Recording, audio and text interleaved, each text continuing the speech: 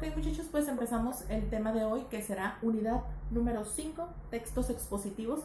Y este tema será nuestro tema para examen junto con textos recreativos, y vamos a ver algunos ejemplos también de los textos expositivos y vamos a definirlos. Texto expositivo entonces será aquel texto que expresa conceptos o ideas o hechos de forma objetiva total, ¿no? Absolutamente. Entonces, esos serían los textos expositivos, es decir, serán una clase de redacción, o la forma en la que se redactan estos textos serán, no reflejan sentimientos, opiniones, ideas o pensamientos del autor. Traten de ser muy objetivos porque la información que transmiten es información más objetiva, pues. Entonces, por lo general, un texto expositivo se usa para la divulgación, funciona para dar a conocer una información principalmente de ideas o conceptos, y siempre que sean de interés o de la intención o con la intención de comunicar datos específicos referente a diversos ámbitos como el científico, el jurídico, el académico, el astronómico.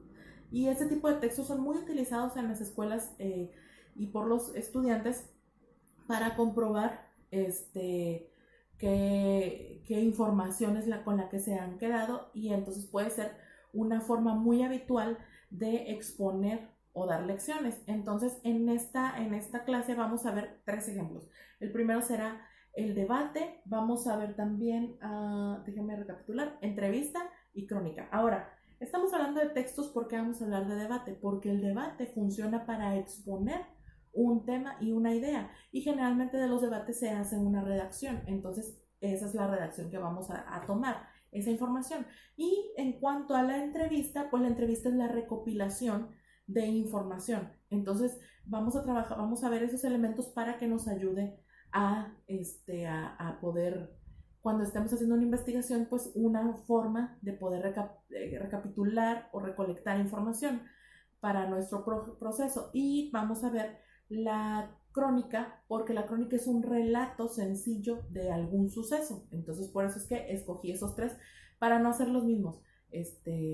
Ensayo, resumen, monografía. Quise variarle un poquito, ¿sale? Entonces, el texto expositivo es obviamente se trata de un tema específico, tiene algunas estrategias como definición, ejemplificación, reformulación, entre otras. Este tipo de texto se usa en manuales de estudio, entradas de diccionario, artículos periodísticos sobre ciencia, etcétera, etcétera, ¿no? Y bueno, pues las características de un texto expositivo serán, tenemos principalmente 2 tipos, ¿no? Tenemos los divulgativos y los especializados. Y el primer tipo de texto, el divulgativo, son dirigidos a sectores amplios donde los receptores no necesitan conocimientos previos sobre el tema. Suelen ser temas muy comunes, como por ejemplo los que se tratan en los periódicos o en otras publicaciones, y tenemos pues los especializados, que ellos sí requieren un nivel de conocimiento previo elevado. Es decir, en estos tipos de textos expositivos especializados son los que producen la medicina, química, derecho, mecánica, computación, los ensayos, etcétera, etcétera, ¿no? Ellos sí son más específicos. Entonces, los divulgativos son los comunes y los especializados son los que van a determinado sector, que entiende las palabras que se utilizarán en ese tipo de texto. Entonces, la estructura de un texto expositivo se centra de manera en que el tema tratado se muestre en forma de hechos, conceptos, ideas y sucesos comprensibles para el lector. Entonces, por eso es que se expone de manera jerarquizada, es decir, en puntos y de forma clara. También se basan en que la información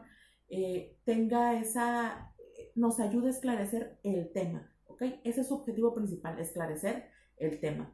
Y se considera expositivo porque su fin es dar a conocer de forma objetiva una información y conocimientos concretos, concentrándose específicamente en el planteamiento del tema a través de una formulación ordenada y coherente de ideas. Entonces, otra característica de los textos también es que son textos explicativos, porque aportan datos específicos, como un texto médico que aporta los síntomas, el tratamiento, etcétera, etcétera, y también pues nos ayudará a llegar a un entendimiento más profundo.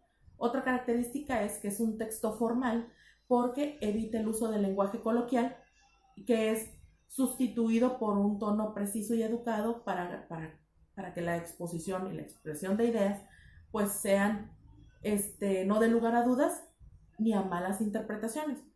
Entonces, por eso es que se llaman textos formales, para pues dar esa apariencia de orden, ¿no? También son textos que están jerarquizados, ya lo mencioné, que van desde las ideas más básicas, de las ideas más importantes a las básicas, ¿no? A eso se refiere la jerarquización.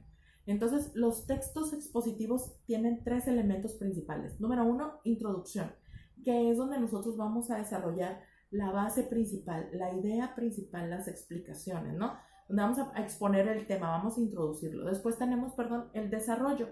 Y el desarrollo es donde esa idea que tenemos la vamos a desmenuzar y a explicar de todas las formas posibles. Y tenemos al final la conclusión y la síntesis, que es el lugar donde se concluyen las ideas finales de forma sintética y breve. Eso es una característica muy importante, ¿no? Y entonces, pues, esa sería básicamente la forma en la que son las características y la estructura de los textos expositivos. ¿Ok? Entonces, una vez sabiendo esto, podemos ahora sí entrar a el tema de cada uno, de la descripción de los ejemplos que tenemos para esta clase sobre los textos expositivos. Así que avanzamos en nuestro tema.